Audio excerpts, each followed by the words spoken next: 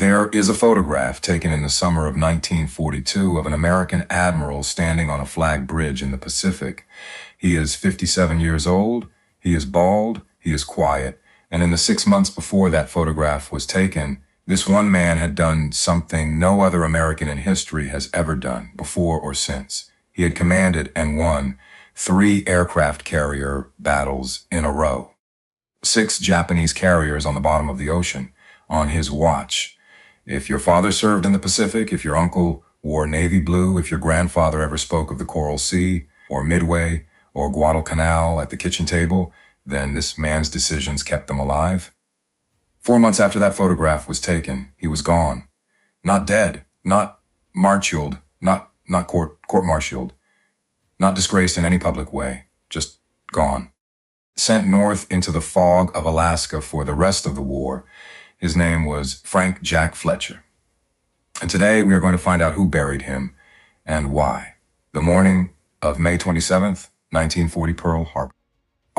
The sun climbs over the harbor the way it always does, slow and gold and indifferent, and the water is calm, and the gulls are crying, and if you did not know better, you would think this was any peaceful Wednesday in the middle of an ocean at war.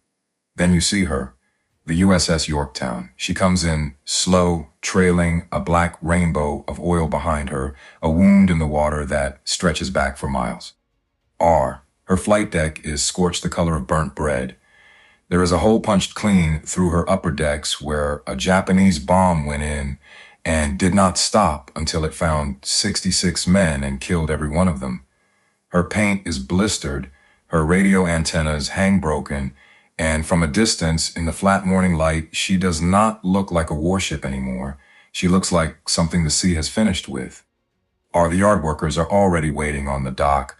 They have been told there are 90 days of repair work in front of them. 90 days. Boilers cracked, watertight integrity compromised across multiple compartments, structural damage that runs deep into the hull. This is not a patch job. Then the orders come down from the office of the Commander-in-Chief, Pacific Fleet. 3 days, not 90. 3, get her out. Get her ready. Get her back into the war, and the men on the dock stare at each other, and one of them says something under his breath that the war records did not preserve, and then they pick up their tools and they climb aboard the dying ship and they get to work. While the sparks are still flying and the welders are still cursing, a launch pulls up at the pier and a man steps off it. 57 years old, tall, bald, quiet in the way that farmers from Iowa are quiet, which is not shy, but simply that he has nothing to prove to anyone standing in front of him. Vice Admiral Frank Jack Fletcher. He does not look like the hero of the Coral Sea. He never will. He looks like a man who has not slept in 3 weeks and has forgotten what sleep feels like, because he has not and he has. He walks off the pier, past the wreckage of his flagship, past the workers already crawling over her, and he walks straight into the office of Admiral Chester W. Nimitz to answer for what he has done, to answer for the Lexington, which is at the bottom of the Coral Sea, to answer for the 216 men who went down with her, to answer for the fact that the Japanese still have 2 carriers he did not sink. He walks in. Nimitz looks up, Fletcher salutes, and what happens next is not what most of the men waiting in Washington are expecting, because within days of that meeting, Chester Nimitz sits down at his desk and he takes out a sheet of paper and he writes to his own superior, the most feared man in the entire United States Navy, Admiral Ernest J. King. And in that letter, Nimitz makes his position clear. Fletcher did a fine job. He exercised superior judgment. He is an excellent seagoing fighting naval officer. Nimitz recommends him for the Distinguished Service Medal. He signs the letter. He seals it. He sends it to Washington. And 4 months later, the man in that letter, the excellent seagoing fighting naval officer, the man who has just won the first carrier battle in the history of the world, is gone, not dead, not court-martialed, not disgraced in any public way, just gone. Sent north into the freezing fog of the Aleutian Islands, into a frozen backwater where no Japanese carrier will ever come and no battle will ever be fought. and no man will ever again see him standing on a flag bridge in the middle of a war. He will never command a carrier task force again for the rest of the Pacific War. Not one. Not ever. R, the one American admiral alive who can say he has won 3 carrier battles in a row, will spend the next 3 years of the greatest naval war in human history guarding Alaska. So, here is the question I want you to hold in your mind for the next hour. The man Nimitz personally called an excellent fighting officer. The man Nimitz personally tried to promote and decorate. R, the man who more than almost any other single human being helped to turn the tide of the Pacific War. Why did they get rid of him? Who decided he was no longer worth keeping? And what does the real answer tell us about how the United States Navy actually worked in the year 1942? Now, most of the men and women who have ever asked this question have accepted the easy answer. They have said Fletcher was timid. Or they have said he was always worrying about his fuel. They have said he lost 2 carriers. They have said in the cruel one-word verdict of one of his own fellow admirals that he ran. I have spent a long time inside the records on this one, and I am going to tell you plainly and up front that the easy answer is not merely incomplete. In several important places, it is simply false. The truth is uglier than the legend. It is also more human. And in some ways, it is far more damning of the men who told the story than of the man they told the story about. Because Nimitz did not replace Fletcher after Midway. He did not replace him in June of 1942 at all. Hold on to that timeline, because the timeline is the whole argument. Fletcher commanded at the Battle of the Coral Sea in early May. He was the senior tactical commander at the Battle of Midway in early June. Then he stayed in command. He sailed south. He ran the carrier force covering the Guadalcanal landings in August. And on the 24th of that month, he fought and won a 3rd carrier battle at the Eastern Solomons. 1 week after that, on the 31st of August, a Japanese submarine put a torpedo into his flagship, and Fletcher was wounded, and he rowed the crippled carrier back to Pearl Harbor. He was not relieved on a flag bridge in the smoke of battle. While he was recovering from a head wound, almost without anyone ever saying the words out loud. That distinction matters more than it sounds, because a man who is relieved for cause gets a reason on paper. A man who is simply not brought back gets nothing, no charge, no hearing, no chance to defend himself. And that, as we are about to see, is exactly what happened to Frank Jack Fletcher. So if we are going to hold a court of inquiry on this question the way the Navy itself always loved to do, let us do it properly. Let us hear the case against him first in full, the way his enemies built it. Then let us hear the defense, and then you, the jury, can render the verdict.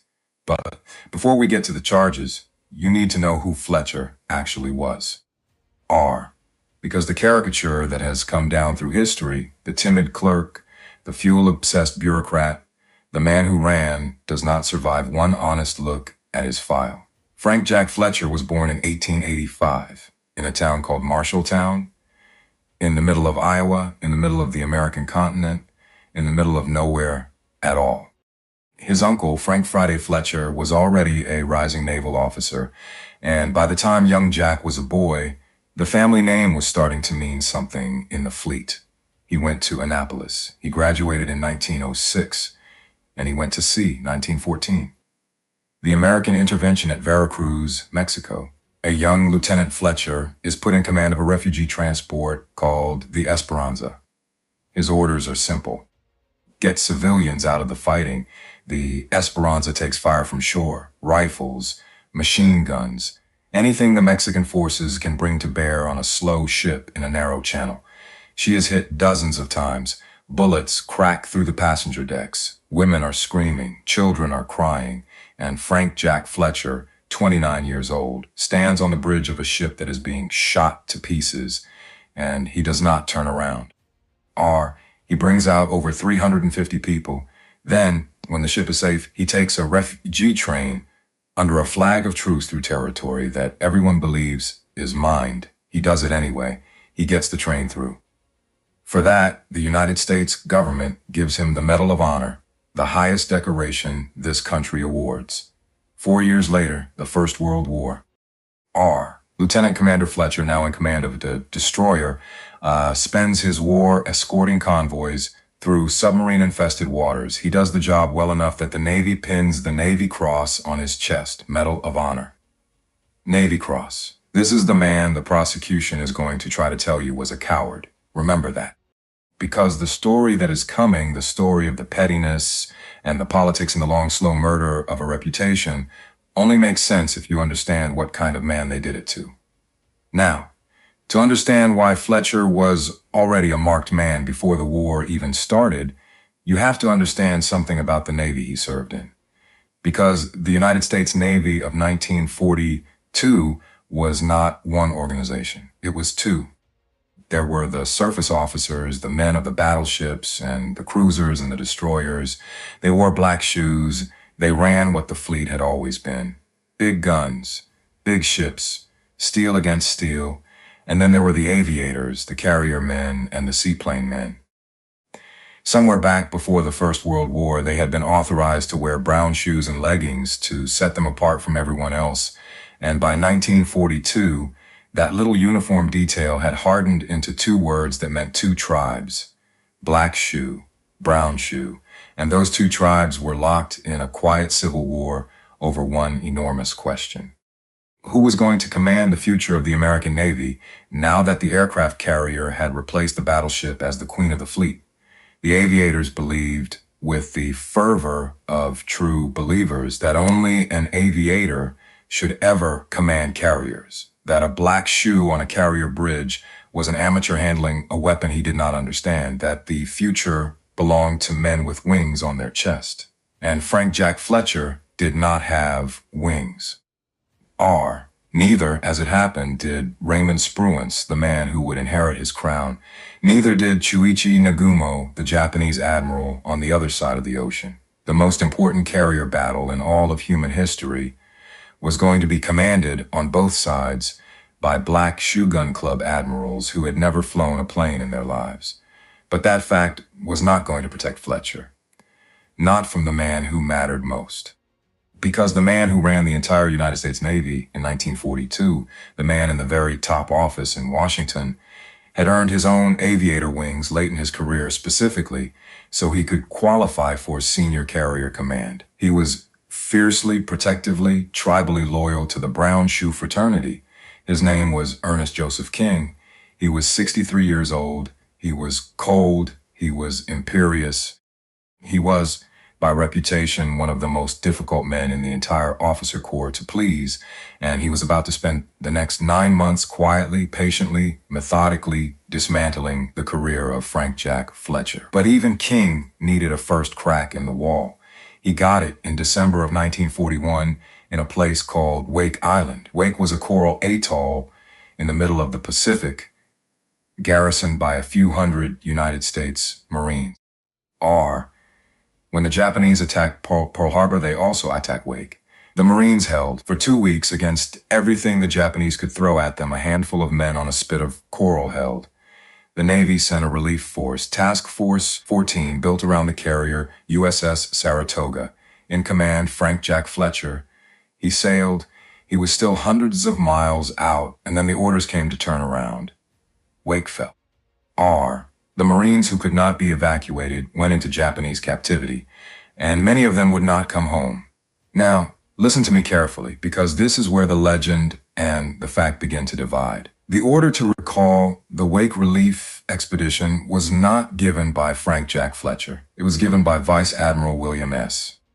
Pye, who was serving as acting commander-in-chief of the Pacific Fleet during the transition between the firing of Admiral Kimmel and the arrival of Admiral Nimitz. Pye made the call. Pye owned the call. Even Samuel Eliot Morison, the official Navy historian, who would spend the rest of his career punishing Fletcher, later admitted in print that the decision was Pye's.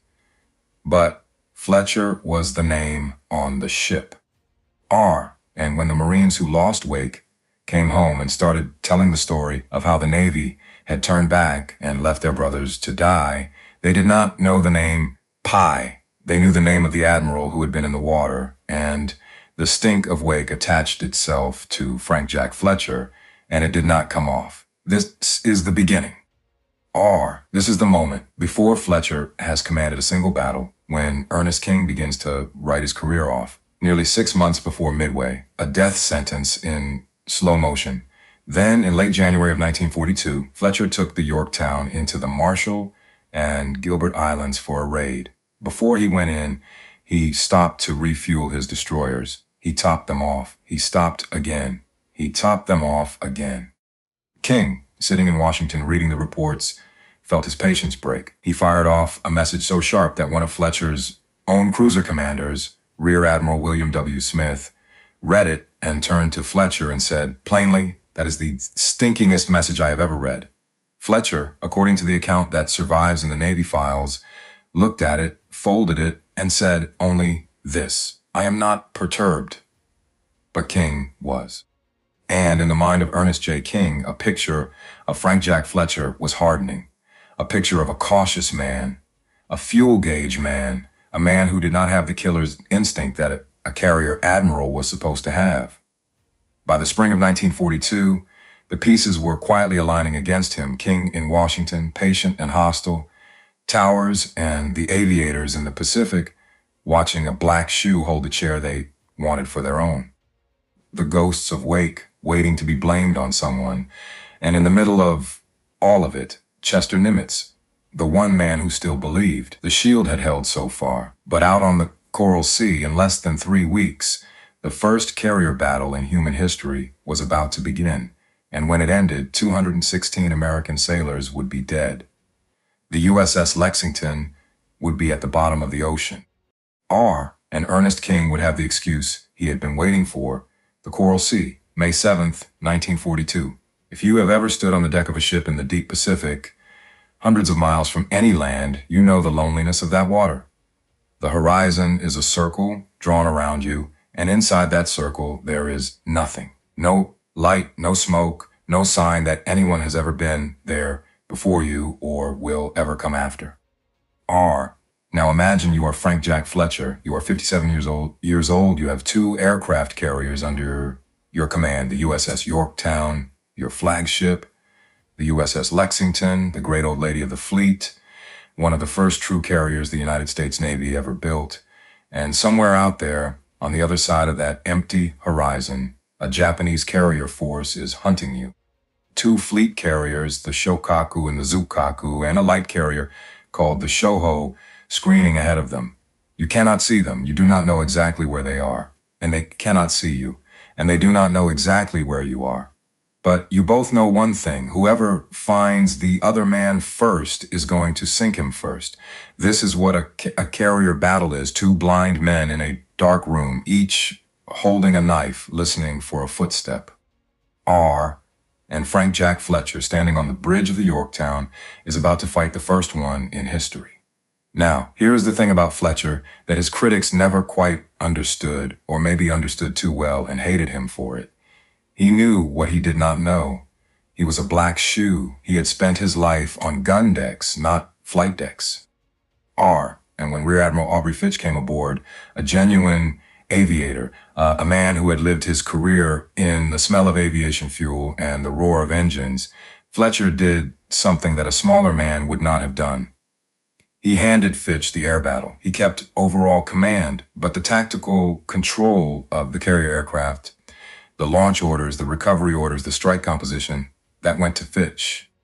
Because Fitch, his old classmate from Annapolis in the class of 1906, knew the weapon better than he did. That is not the act of a coward.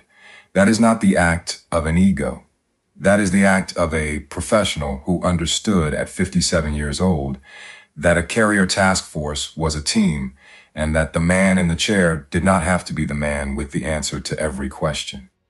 But if you were sitting in Washington in the office of Admiral Ernest King, and someone told you that Frank Jack Fletcher had handed off his air command to Fitch, you did not hear a professional making a professional decision. You heard weakness. You heard a man who did not trust himself. You heard exactly what you already wanted to hear. The battle itself was a mess. May the 7th. American scout planes report a Japanese fleet to the north. R. Fletcher sends the big strike. Every he dive bomber, every torpedo bomber, every fighter he can spare. They roar off the decks of Yorktown and Lexington. And then, an hour later, the truth comes in over the radio. The scout report was wrong. The strike is not attacking the Japanese fleet carriers. It is heading for a screening group. Fletcher stands on the bridge. Fletcher's and does the math a commander is not supposed to have to do. He has committed his striking power to the wrong target. He cannot recall them now. They are gone, and there is nothing left on his decks to send at the real enemy if the real enemy finds him first. You can imagine if you have ever made a decision at work that you knew was wrong the second after you made it and could not take back what that felt like. The silence on the bridge, the clock ticking. R. The knowledge that if a Japanese scout plane comes over the horizon in the next hour, everyone on this ship is going to die because of a piece of paper that was wrong. The scout plane did not come because the Japanese on the other side of the ocean had made the same mistake in reverse. Their strike had gone out. Their strike had found a target. And their strike had bombed and torpedoed and sunk an American oiler called the Shoho and a destroyer called the Sims, thinking they were the American carriers. Both sides, attacking ghosts, killing the wrong ships, firing blind across hundreds of miles of ocean, trying to guess where the other man's decks were before the other man guessed first. That is what Fletcher was actually doing out there. Not consulting a fuel gauge. R. Solving a lethal puzzle in real time with half the pieces missing, with the lives of thousands of American sailors resting on every choice. His own strike, the one that should have missed, found something. The light carrier Shoho, out ahead of the main Japanese force, sailing alone. American dive bombers rolled in on her. Torpedo bombers came in low. R and the Shoho, thousands of tons of steel and men, was reduced to a burning wreck in a matter of minutes. The lead strike commander, Lieutenant Commander Robert Dixon, keyed his radio and said the 4 words that every American who lived through the Pacific War would remember for the rest of his life. Scratch one flat top, the first Japanese carrier that the United States Navy had ever sunk. R. The next day, the 8th of May, the 2 main fleets finally found each other. Fletcher's strike put bomb hits into the Shokaku that knocked her out of the war for months. The Japanese strike could not touch her sister ship, the Zui Kaku, but they so butchered her air group that she was combat ineffective too. 2 of the biggest, best carriers in the Imperial Japanese Navy were, at that instant, subtracted from the campaign that was coming next. The campaign called Midway, but there was a price for it. The Yorktown took a bomb hit that killed 66 men and punched a hole clean through her decks. She would live to fight another day, barely. The Lexington was not so lucky. 2 torpedoes struck her port side. Bombs came in from above. The damage was survivable. She was still afloat. Her engines still turned. Her crew was still fighting the fires. And for a few hours, her captain, Frederick Sherman, actually believed he was going to save his ship. Then, deep in her guts, aviation gasoline vapor found a spark. The first explosion came from below, then another, and the great ship began to tear herself apart from the inside out the way a body dies of an infection that has already spread past the point of saving. The fires grew, the lights went out. The men on the flight deck could feel the deck plates going hot under their shoes. Sherman gave the order. Abandoned ship 216 men did not make it off. Some were trapped below by the fires. Some were killed in the internal explosions. Some had been dead for hours already in compartments no one could reach. When it was over, the destroyer USS Phelps, hull number DD-360, was ordered alongside, and she put her own torpedoes into the Lexington to send her down before the Japanese could find her drifting. The men on the destroyer watched their own carriers sink under their own torpedoes. Some of them wept, some of them saluted, some of them just stood there. The Lexington was one of the 2 oldest and most beloved carriers in the fleet. A ship the men called the Lady Lex, a ship that had been the training ground for a generation of American naval aviators, and she was gone. Fletcher had traded her for 2 Japanese carriers taken out of the war for months, An invasion of Australia's doorstep stopped cold, and a strategic victory that would make Midway winnable 4 weeks later. That was the trade. That was the price. In Washington, Ernest King read the report, and he made a decision that he never wrote down and never took back. He would never forgive Fletcher for the Lexington. Not after a victory, not after anything. The historian Walter Borneman would put it in one blunt sentence years later. King would never forgive Fletcher for the loss of the Lexington. Never. The second nail was in the coffin, and the coffin was Fletcher's career. Now, we come to Midway. You have heard about Midway your whole life.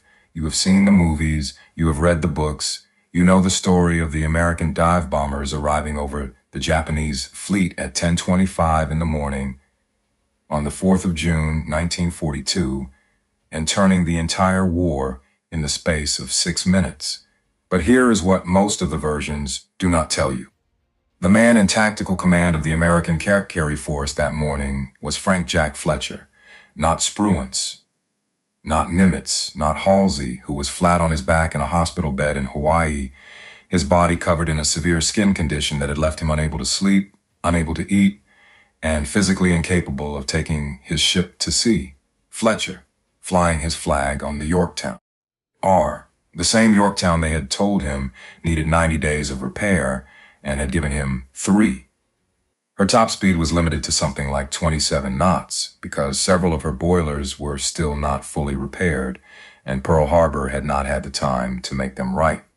She was going into the biggest naval battle of the war on wounded engines, but she was there. She was there because Chester Nimitz had bent the laws of shipyard physics to put her there. And she was there because Frank Jack Fletcher had brought her. Raymond Spruance, another black shoe, had been given the second task force. Enterprise, Hornet. He had almost no carrier experience to his name. He was Halsey's substitute, and he was learning on the job in the most important classroom the United States Navy had ever built. The plan was Nimitz's, the battle was Fletcher's, and on the morning of the 4th of June, the Japanese came. 4 fleet carriers under Nagumo, Akagi, Kaga, Soryu, Hiryu, the heart of the Imperial Japanese Navy, the ships that had launched the attack on Pearl Harbor 6 months before, sailing east to finish the job. Fletcher launched his strikes, Spruance launched his, and in one of the great coincidences of military history, the American dive bombers from both task forces arrived over the Japanese fleet at nearly the same moment, from the northeast, from the south, dropping out of a cloudless sky. At 10:25, they rolled in. Within minutes, 3 Japanese carriers were burning: the Akagi, the Kaga, the Soryu. The Yorktown's own dive bombers helped to put the Soryu under Fletcher's men. Fletcher's ship, Fletcher's battle. But the Japanese still had 1 carrier left, the Hiryu, and the Hiryu struck back. Bombs into the Yorktown, then torpedoes. The great carrier that had already died once at the Coral Sea and been resurrected in 3 days at Pearl Harbor was now dying again, and this time the wound was mortal. She listed, she lost power, she stopped in the water, her flight deck was on fire, and here is the moment, right here. This is where you find out what a commander is really made of. Because Frank Jack Fletcher was on that ship. His command post, his flag, his name. And with the Yorktown dying under him, and no way to launch or recover aircraft, he did something that history has never quite given him credit for. He transferred his flag to the heavy cruiser USS Astoria, hull number CA-34. And he sent Raymond Spruance a message that consisted of exactly 4 words. We will conform to your movements. Read those 4 words again. That is a 57-year-old vice admiral in the middle of the biggest naval battle in American history, handing the fight over to a rear admiral who is his junior, because the rear admiral still has a working flight deck and he does not. No ego, no hesitation, no clinging to the glory of overall command for the history books. Just 4 words. Do your job. I am with you. Win this. Spruance won it. Spruance made the famous, brilliant, war-winning decisions of that night and the next day.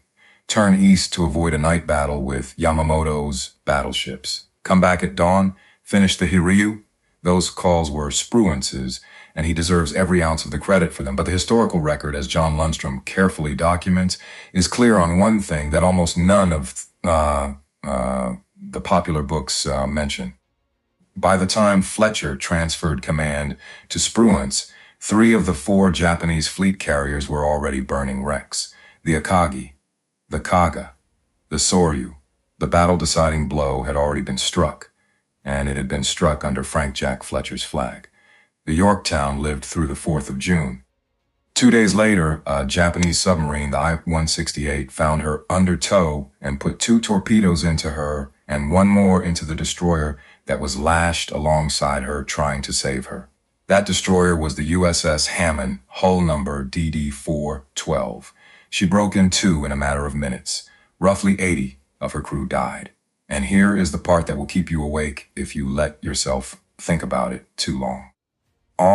Many of them were not killed by the Japanese torpedo. They were killed by their own depth charges.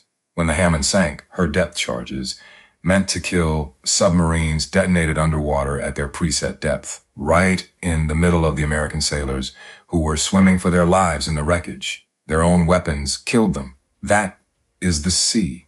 It does not grant a clean death. Fletcher had won the greatest carrier victory in the history of the world. 4 Japanese fleet carriers on the bottom.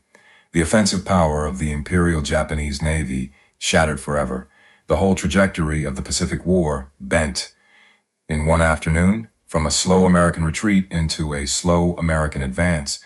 And when the Navy's early accounts of the battle were written, Frank Jack Fletcher's name was quietly pushed to the margins of the story. The senior American commander at the most important naval victory in the history of the United States, was being erased from the record of it before the guns had even stopped firing. Erased. That is the 3rd stroke of the pen against him. And the ink is not going dry in his favor. August 1942, Guadalcanal, the first American offensive of the entire war.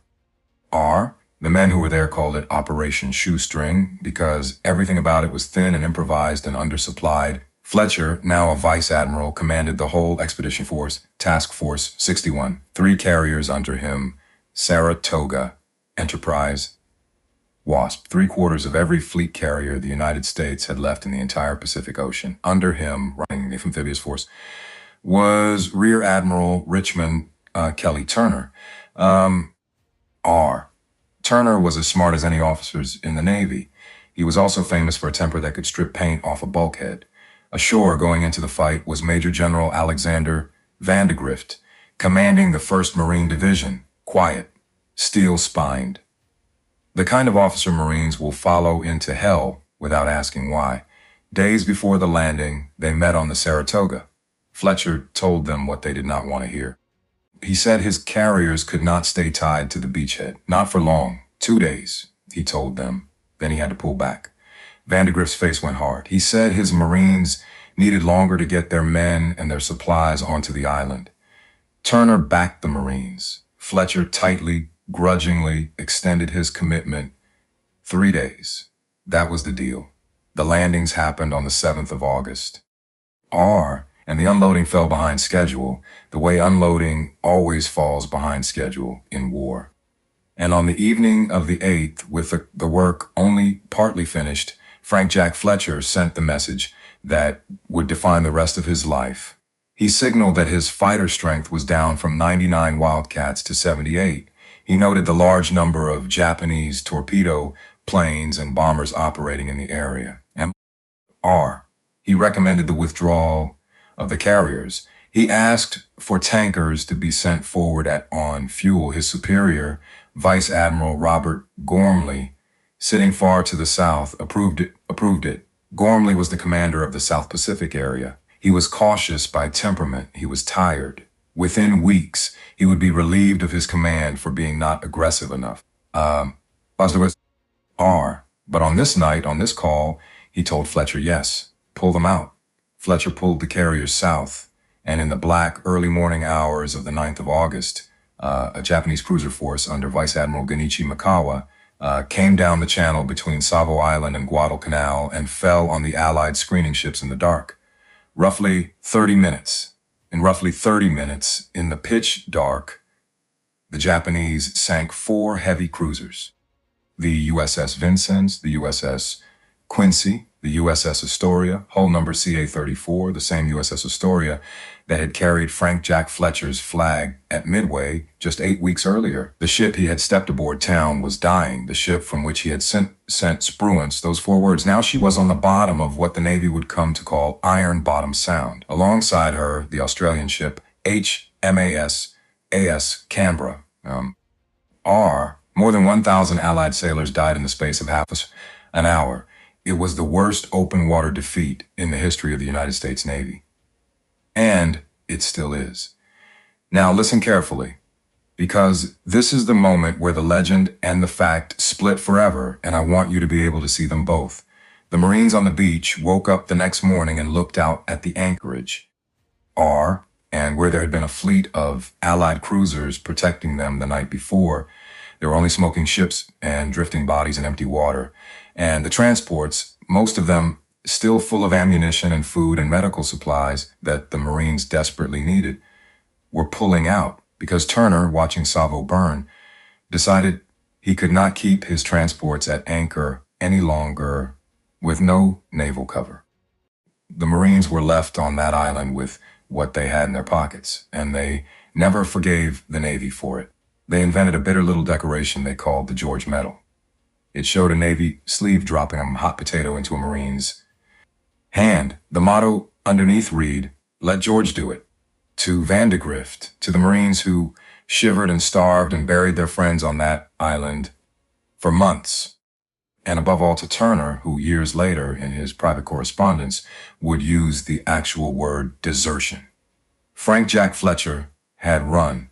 He had taken the carriers and run, and good men had paid for it in blood. That is the charge that did the real damage, because it gave Ernest King an ally he had never had before. It is one thing for the commander-in-chief of the fleet to hate you. It is something else entirely for the United States Marine Corps to hate you at the same moment. But look at where Fletcher's carriers actually were, more than 100 miles from Savo Island. And Savo was a night surface action. Cruisers and destroyers, gun to gun in pitch darkness. Carrier aircraft in 1942 do not fight at night. They cannot. Mikawa attacked at night precisely because he knew that the second the sun came up, American carrier aircraft would own the sky and tear his cruisers apart.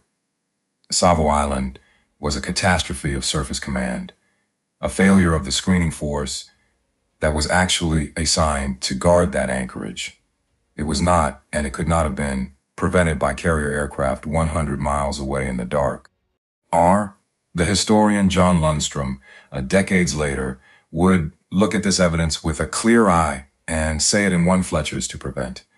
Savo was not Fletcher's to prevent, but the legend had been in the concrete for 50 years. 2 weeks later, on the 24th of August, Frank Jack Fletcher fought his third carrier battle, the Battle of the Eastern Solomons. The Japanese sent the light carrier Ryujo forward as bait. Fletcher's dive bombers from the Saratoga found her and put her under that same evening. The Japanese struck back and hit the Enterprise with 3 bombs. One of them killed roughly 70 men in a single ammunition explosion. And here is the operational detail almost nobody ever mentions. The Enterprise was so well drilled, her damage control so ferocious that she was recovering her own aircraft again about an hour after being hit. Fletcher's force shot down large numbers of Japanese aircraft. He lost far fewer of his own. The Japanese reinforcement convoy turned back. It was a clear American victory, the third one in a row under the same commander. Ernest King's response was to criticize Fletcher for not chasing the retreating Japanese into a night surface battle against a force that was superior on the water and ready for exactly that fight. Nothing. Fletcher could do nothing right anymore. Then, on the 31st of August, 7 days after the Eastern Solomons, a Japanese submarine called the I-26 put a single torpedo into the starboard side of the Saratoga. It flooded a fire room, it knocked out her turboelectric drive, and it left the great carrier dead in the water 240 nautical miles southeast of Guadalcanal. The heavy cruiser USS Minneapolis took her under tow, and Frank Jack Fletcher, standing on the bridge when the torpedo hit, was thrown against something hard and opened his forehead wide enough that a pharmacist's mate had to bandage it. 12 men were wounded on the Saratoga that day. Not one was killed. But the flagship was crippled. The flagship was going home. And the 57-year-old admiral bleeding on the bridge had been at sea, almost without a break, for 9 of the most brutal months in the history of the United States Navy. He did not know, as he stood there bleeding, that 15 months later, a different admiral would make the exact same call at Tarawa and be called a genius for it. That admiral's name was Raymond Spruance. But we will come back to that. Fletcher, bleeding on the bridge of a torpedoed carrier, riding home in the dark, did not know any of this, yet he did not know that Raymond Spruance was already sitting at Chester Nimitz's elbow at Pearl Harbor as the new chief of staff. He did not know that while he had been out at sea getting shot at, the man who would inherit the war had been in the building. He did not know that Ernest King was waiting. He did not know that his old friend and shield, Nimitz, was quietly running out of political capital. He only knew that his head hurt, that his flagship was dying under him, that he had won 3 carrier battles in a row, and that he was going home. He did not yet understand that home was where they were going to bury his career. September 21st, 1942, Pearl Harbor. Frank Jack Fletcher walks off the Saratoga with a bandage on his forehead. He is 57 years old. He has been at sea for 9 straight months. He has fought and won 3 carrier battles, more than any other American admiral alive. He has watched 2 carriers die under him. He has stood on flag bridges while the men around him were killed. And he has slept, when he has slept at all, in a sea cabin the size of a walk-in closet, in a chair, in his uniform, waiting for the next radio call that would send more of his boys into the air to die. Now he is home. His wife, Martha, meets him. He is granted the first leave he has taken since before Pearl Harbor. The first. 9 months of war. 3 carrier battles, 6 Japanese carriers on the bottom. And in all that time, 1 leave. This one. He walks off the pier, and the sun is warm, and the war is somewhere over the horizon. And for the first time in almost a year, Frank Jack Fletcher is allowed to close his eyes. He does not know, and no one is going to tell him, that the war is over for him. Not because he is finished, because someone else has finished him. Now, listen carefully. Because what happens next is the strangest and cruelest part of this whole story. And if you have ever worked in a large organization, if you have ever watched a decent man get quietly moved to a smaller office while a smoother man got the promotion, you already know how this ends. Before I tell you, Fletcher went in to see Chester Nimitz. The 2 men had known each other for years. Nimitz had defended Fletcher after Coral Sea. Nimitz had kept him in command at Midway when King wanted him out. Nimitz had sent him south to Guadalcanal and had believed in him through the fire. And here is what John Lundstrom found in the dispatch files decades later when he went looking for the truth. Chester Nimitz, in the days after Fletcher came home, was planning to bring him back. The Saratoga was going into the yard for repairs. When she came out, Nimitz intended to give her back to Frank Jack Fletcher. Same ship, same admiral, same command. That was the plan. That was in the middle of September 1942. Still the plan. But the plan did not survive contact with Washington, and it did not survive contact with a bed. Because William Halsey was getting out of the hospital. Halsey, an aviator, a brawler, a man who wore his aggression like a uniform. Halsey had missed Midway on his back, unable to sleep, unable to eat. Now he was coming back, rested, healed, roaring for a fight. And down in the South Pacific, Robert Gormley, the same admiral who had approved Fletcher's carrier withdrawal from Guadalcanal, was cracking under the strain of commanding the Solomon Islands campaign. On the 18th of October, Nimitz relieved him. He gave the whole South Pacific command to Halsey. Halsey was an aviator. Halsey was the brown shoe hero the aviation faction had been waiting for. Halsey had never lost a carrier because Halsey had barely been in a carrier battle yet. Halsey had a clean sheet and a big voice, and the Navy loved him for both. With Halsey in the chair down south and Spruance already Nimitz's elbow up north, and King in Washington quietly, patiently waiting for his moment, the plan to bring Frank Jack Fletcher back to a carrier task force simply dissolved. No memo, no meeting, no decision, just a plan that used to exist and then, a few weeks later, did not. This is what the historian John Lundstrom, after years in the records, put his finger on.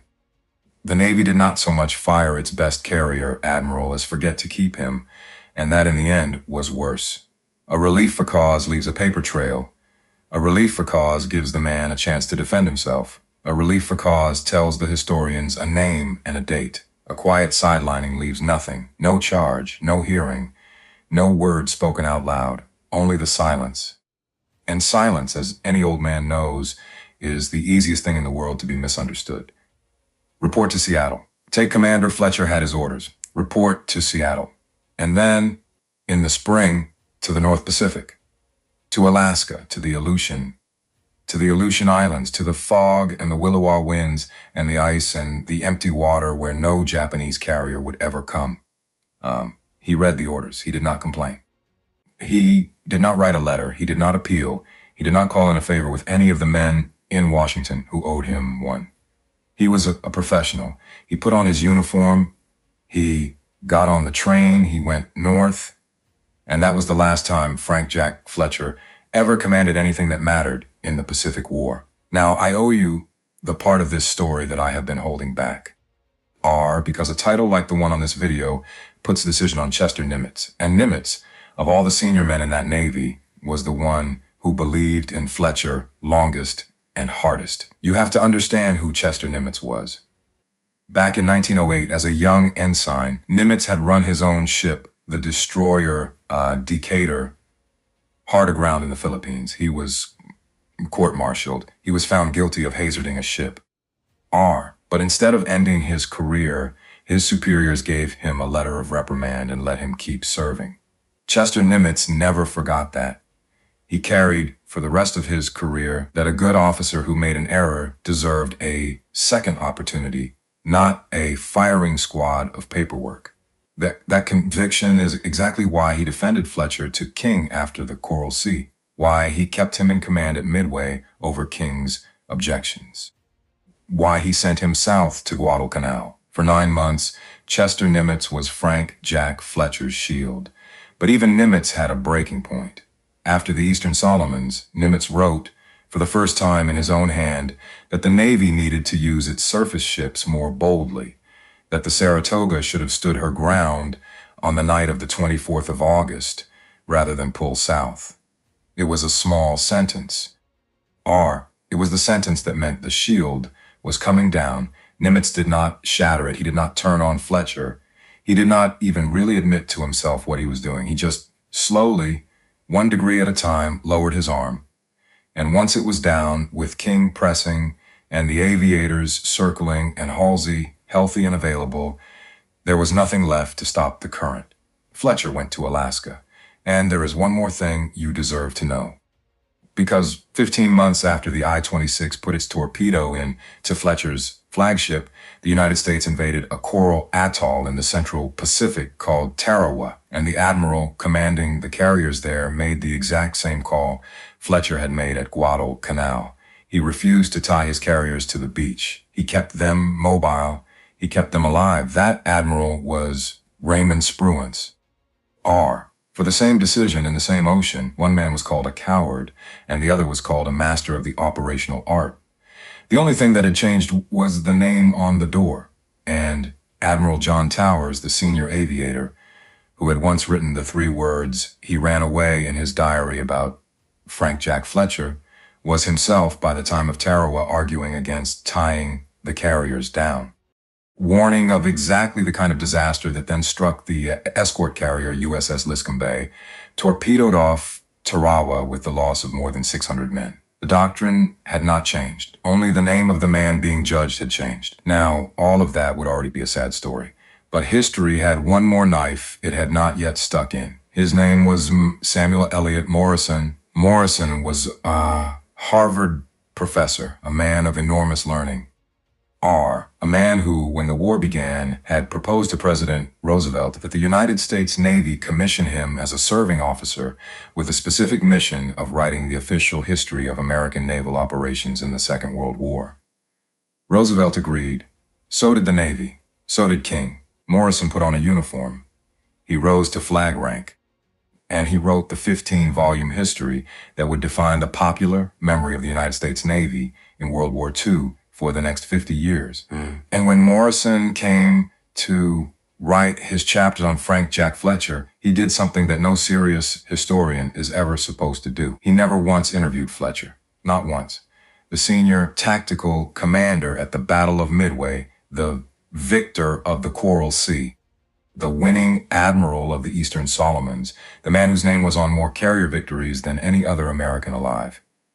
Morrison never picked up the phone. Instead, when Morrison came to write about Guadalcanal, he leaned heavily on interviews with Richmond Kelly Turner, the single angriest, most bitter critic Frank Jack Fletcher had in the entire United States Navy.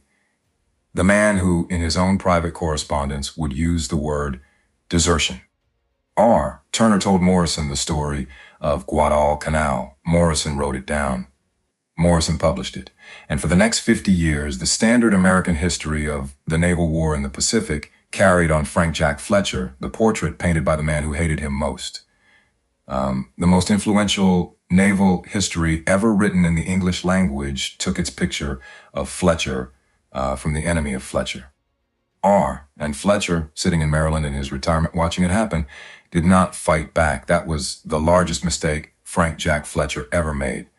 And he did not make it in any battle. He made it afterward, in peacetime. In the long, quiet years when the historians were writing the war down and asking the admirals to help them get it right, he would not play the game. R. He had lost most of his personal command papers when the Yorktown went down at Midway. He lost more when he was carried wounded off the Saratoga.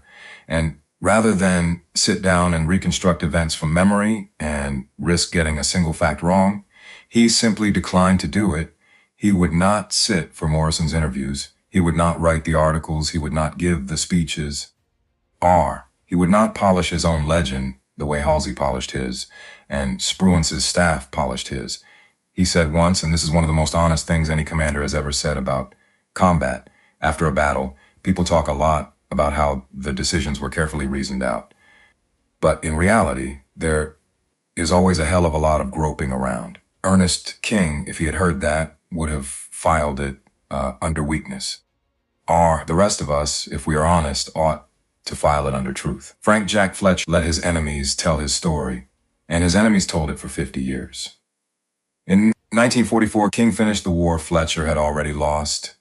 He issued a formal directive. From that point forward, any non-aviator commanding a fleet or task force in combat operations was to have an aviator as his chief of staff or the reverse. R. And the effect was to make it very difficult and eventually all but impossible for a black shoe admiral to hold a senior carrier command on his own. That single decision in one stroke effectively ended the careers of the black shoe admirals as independent carrier commanders. The brown shoes had won the Civil War for the soul of the Navy.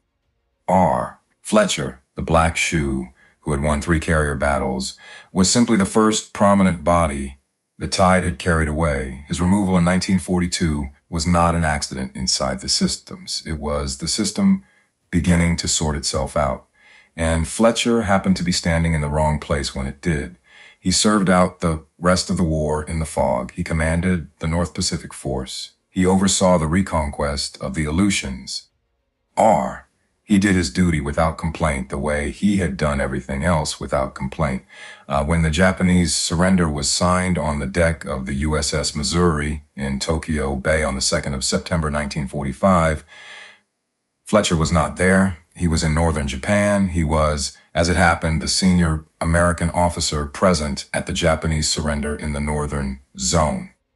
R. He accepted the surrender of Japanese forces in the north on behalf of the United States. The man who had fought the first carrier battles of the war stood on foreign soil and watched the enemy lay down its swords. Not on the Missouri, not with MacArthur, not with Halsey and Nimitz and the newsreel cameras in a quiet corner of a defeated country, doing his duty. Because his country had asked him to. He retired in 1947. He went home to Maryland. He raised his family. He read. He said very little about the war. On the 25th of April, 1973, Frank Jack Fletcher died. He was 87 years old, 4 days short of his 88th birthday. He did not leave a memoir. He did not leave a self-defense. He left the record he had lived, and he trusted the country to read it fairly. The country did not. For 3 decades after his death, the standard version of Frank Jack Fletcher in the movies and the documentaries and the Sunday supplement histories remained the version Turner had given America, the cautious admiral, the fuel-obsessed clerk, the man who lost the Lexington, the man who ran from the Marines. Then slowly the archives started to open, and a historian named John B. Lundstrom went into them. Lundstrom was not a professor at Harvard. He was a working naval historian, patient, meticulous, and above all, willing to read the actual documents. He spent decades in the dispatch files, the war diaries, the radio intelligence intercepts, the raw primary material Morrison had either never had or never used. And in 2006, Lundstrom published a book called Black Shoe Carrier Admiral. That book turned 50 years of received wisdom on its head. The writer Evan Thomas summarized what Lundstrom achieved in a single sentence, and I want you to hear it because it is as close as history is ever going to come to a verdict on Frank Jack Fletcher. It is very difficult to turn around 50 years of conventional wisdom. But Lundstrom proved that Jack Fletcher deserves to be remembered as a hero and not a goat. The professional naval historians largely have come around since then. If you go to the Naval War College today, if you talk to the people whose job it is to actually study the carrier war, they will tell you that the old picture of Fletcher was wrong, that the man was a fine combat commander, that the accusations against him were, in most cases, false, but the popular memory has not caught up. The movies still tell the old story. The documentaries still tell the old story.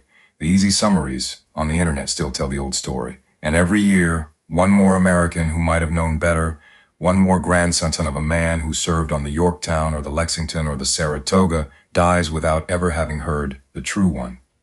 That is what this hour has been for. Now, I owe you one last thing before I let you go, because this channel does not do hagiography.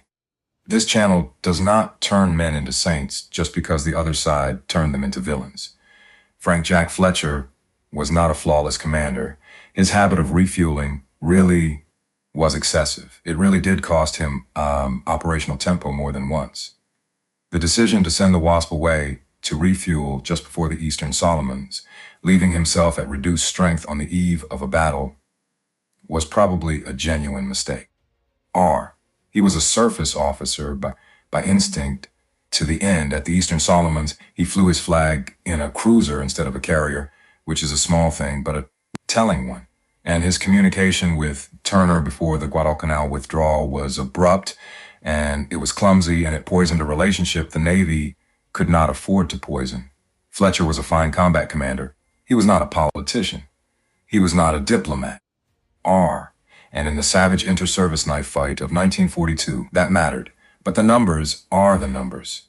3 carrier battles fought, 3 carrier battles won, 6 Japanese fleet carriers on the bottom of the Pacific, 2 American carriers lost, an invasion of Port Moresby turned back at the Coral Sea, the offensive power of the Imperial Japanese Navy broken forever at Midway. A reinforcement convoy turned back at the Eastern Solomons. No other American admiral in 1942 came anywhere near that record. Nobody did, and his reward was Alaska. The system did not fire its best carrier admiral. It just forgot to call him back. And in the end, that is worse, because a relief for cause leaves a record. A quiet sidelining leaves only silence. And silence, as we said at the beginning of this hour, is the easiest thing in the world to fill with a lie. Frank Jack Fletcher trusted the country he had served to fill the silence with the truth, and the country failed him.